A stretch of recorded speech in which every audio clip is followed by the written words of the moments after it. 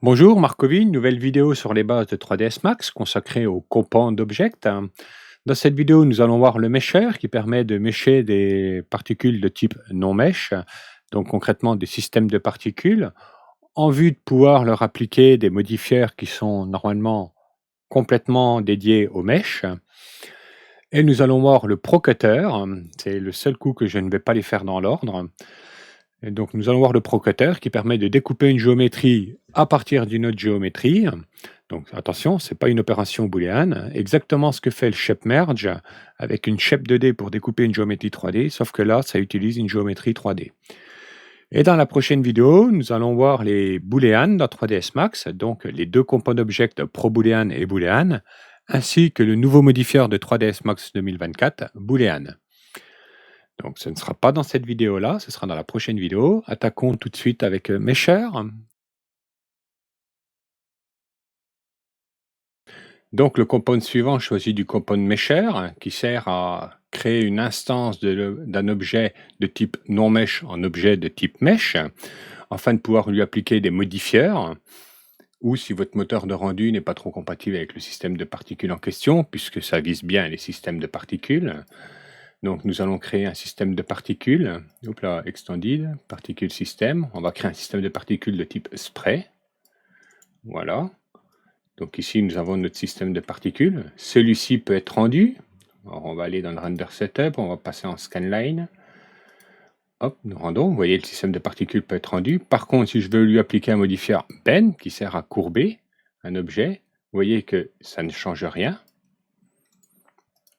Donc pour ce faire, on va dans les géométries 3D, compound object, mesher. Je clique pour créer l'icône du mesher. Donc celui-ci peut être rendu si vous ne choisissez pas d'objet, attention. Puis nous allons dans Pick Object, nous choisissons le système de particules. Vous voyez alors qu'il crée un clone du système de particules.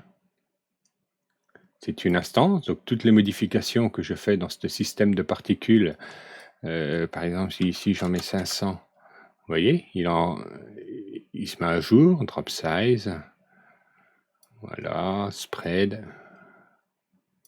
variation. Voilà. Par contre, maintenant, sur ce mesher-là, je peux lui appliquer un modifier bent et le courber. Et donc, maintenant... Alors, on ne va pas rentrer plus dans le détail. Vous avez des options également pour quand vous choisissez un système de particules PFlow, pour choisir les events PFlow. Et c'est à peu près tout ce que fait le mesher. Voilà, c'est juste pour pouvoir appliquer des modifiers par-dessus. Alors, il faut savoir que les autres systèmes de particules connus dans 3ds Max de type TypeFlow ou Sebastian Thinking Particle n'ont pas besoin d'être utilisés avec mesher pour pouvoir être courbés.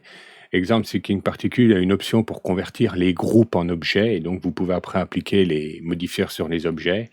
TypeFlow a un lecteur de son cache, donc qui lui permet aussi après d'appliquer des modifiers. Voilà pour le compound mesher de 3ds Max. Donc, avant d'attaquer les compound objects de type booléen, nous allons parler du procutter. Si vous vous souvenez du shape merge, il servait à découper une géométrie 3D à partir d'une shape 2D. Et bien, procutter, c'est exactement la même chose, mais à partir d'une géométrie 3D. Alors, pour le démontrer, nous allons créer une scène avec une typote, voilà, qui est l'objet que je vais découper. Puis, nous allons créer des plans. Donc, je vais créer un plan qui est mon plan de découpe. Je vais le surélever un petit peu par rapport à la base de ma typote. Je vais le dupliquer 2 fois. Voilà. Donc je veux découper ma typote à partir de ces plans-là. Celui-ci, on va le baisser un petit peu. Donc ensuite, vous sélectionnez l'une des géométries avec lesquelles vous voulez découper. Puis vous allez dans les compound object 3D, procutter. Vous voyez que mon plan est automatiquement reconnu en tant que cutter object. Je clique Cutter Object, je clique tous les objets avec lesquels je vais découper. Par contre, attention, lorsque vous utilisez le procutter, il est bien de mettre les options avant de l'utiliser. Vous pouvez les modifier après, mais ils génèrent beaucoup d'erreurs alors. Alors ici, je veux garder Stock Outside, donc au-dessus par rapport au normal de ma géométrie. Donc ici, étant le plan 1 orienté vers le dessus, je veux garder tout ce qui est au-dessus. mais je veux garder également ce qui est en bas, cutter outside stock. Donc je veux découper même si c'est à l'extérieur de ma géométrie. Généralement, vous voulez cocher les 3 là. Ici, vous avez les options d'affichage. Ici, vous avez les options de matériaux. Ici, vous avez pour réextraire. Donc ça, on ne va pas y revenir. C'est exactement comme tous les autres component objects. Ici, vous avez les options avancées pour les mises à jour. On va voir décimation et quadrilatéral après. Ici, vous avez les planar edge removal, all only invisible, no edge removal. C'est pour qu'ils retirent des arêtes quand on est plat ou pas. Donc par défaut, juste cocher les 3 là. C'est surtout ça que vous voulez faire. Puis après, vous allez sélectionner donc vos stock objects, vos cutter objects. Voilà. Puis pick stock object, l'objet que vous voulez découper. Voilà. Donc ici, on va arrêter d'afficher la grille. Voilà, on va afficher en normal et on va afficher les arêtes. Donc vous pouvez voir que j'ai les plans de coupe. Ici, on la voit bien au niveau du bec. Donc maintenant que j'ai découpé, par exemple, je peux appliquer un edit poly. Donc je peux séparer par les éléments découpés. C'est pas plus compliqué que ça. Donc moi, je vous conseillerais de l'utiliser de cette façon-là. On va voir quand même les autres options, mais qui génèrent parfois des ratés. Voilà.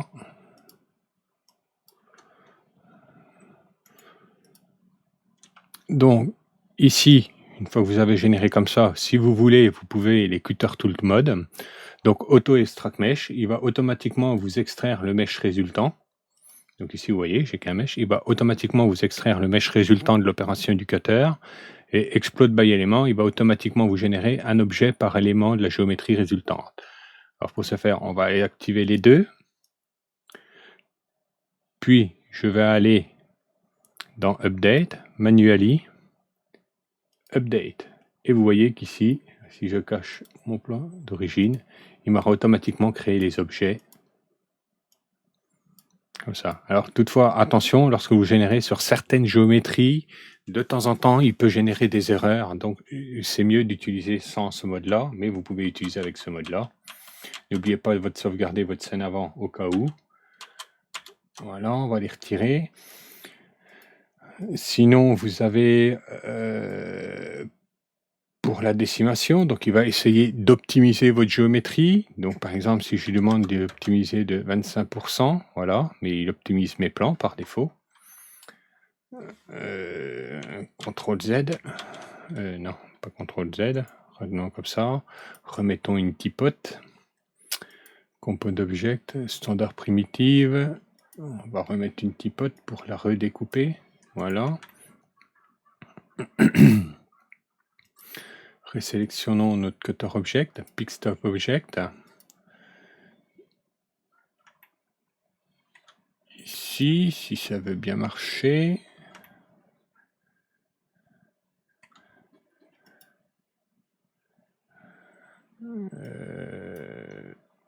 Update manually, voilà. Alors, vous voyez que si vous ne mettez pas les options avant, il peut vous générer des erreurs. Mais si vous faites mettre quadrilatéral, décimation, quand vous relâchez, il essaye d'optimiser votre géométrie.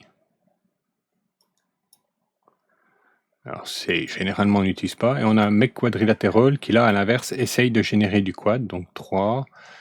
On va te mettre en mise à jour automatique. 3, 2, 1. Voilà. Et il essaye de vous générer des quads sur votre géométrie. Alors, le make quadrilatéral, si vous n'utilisez pas les auto-extract et tout, et explode by element, vous pouvez le faire après, comme la décimation.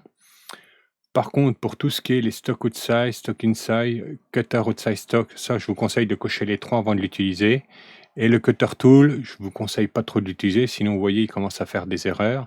Et surtout, mettez vos options avant de faire les opérations, parce que sinon vous terminez avec ce genre de géométrie qui est un petit peu comme ça éclaté.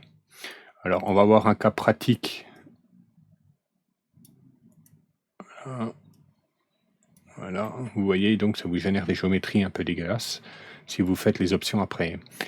Alors, on va voir un petit cas pratique de comment l'utiliser. Exemple, découper une boîte pour faire ensuite une simulation de destruction. Donc ici, vous créez votre boîte. Voilà. Je vais créer un plan que je vais subdiviser en 40 par 40. Je vais lui appliquer un modifier noise. Je vais mettre 10 par 10 par 10 pour commencer. Voilà. Puis je vais changer la taille du bruit. Je vais me mettre en mode fractal.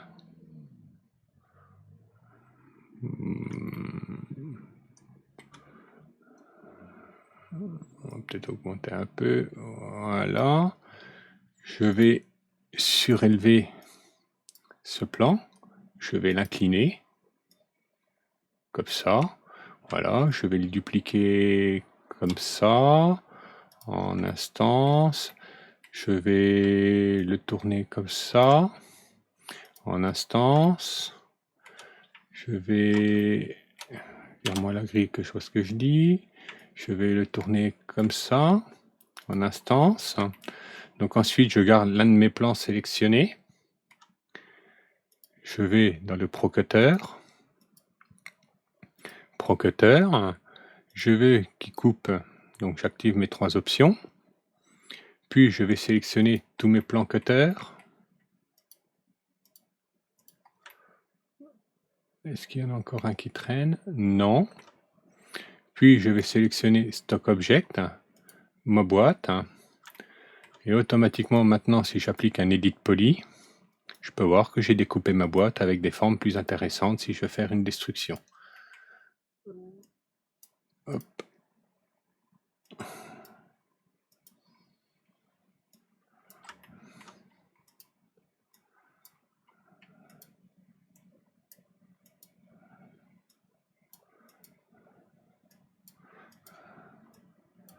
Etc., etc., etc.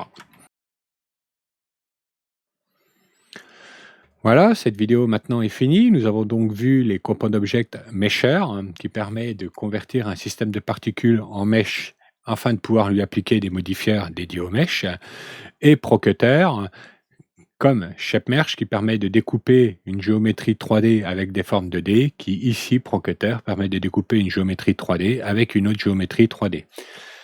Dans la prochaine vidéo, nous verrons les systèmes booléens de 3ds Max, donc les 2 derniers compounds que nous n'avons pas vus dans cette vidéo, à savoir ProBoolean, qui est depuis 3ds Max 2022 l'ancienne méthode pour faire des booléens, puis Boolean, qui est la nouvelle méthode depuis 3ds Max 2022 pour faire des booléens avec les compounds. Mais nous verrons aussi la nouveauté de 3ds Max 2024, qui est le modifier Boolean, qui est le Boolean compound, mais encore plus over the top. C'était Marc Ovin, j'espère que cette vidéo vous a été utile. Ciao!